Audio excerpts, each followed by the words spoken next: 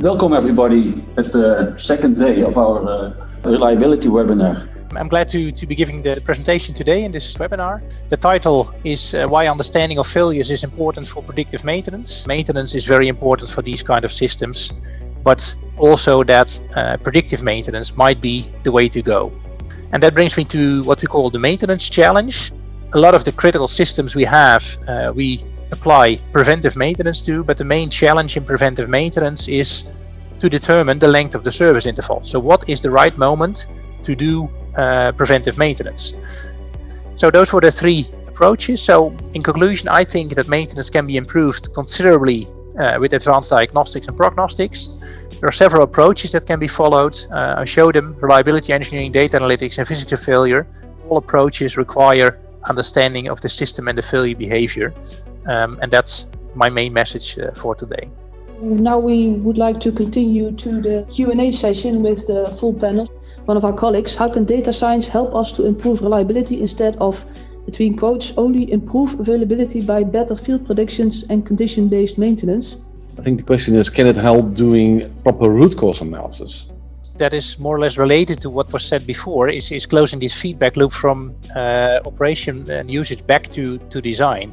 I think what we see now a lot is that systems are designed assuming a certain usage profile that gives a certain reliability, and then we bring it to operation, and then we discover that it doesn't perform as we expected, and that is in many cases due to the fact that we use it in a different way than was assumed during the design. Imagine that if that model helps to improve the physical model, because I strongly agree with Tito about understanding of the physics is the most important thing in our business, that everything that helps has a value and can support our job.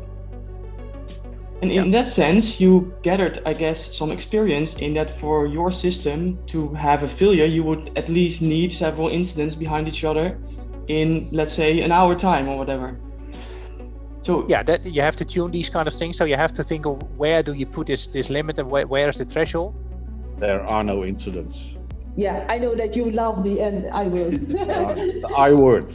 The only thing which I can imagine, if the system you're developing is a upgrade or a new generation of something you already have, then it might be useful to look at, for instance, the way customers used the previous generation. Because what I see in the projects I do, most of the time the usage and the loads are not that clear. So I think data science can make a difference to use maybe the previous generation to get a better understanding of what load and what users do with the product. And then, of course, as Tito said, you need to update or check if those assumptions or data results are actually also corresponding how the new generation then is used. But I think you get a bit of a head start.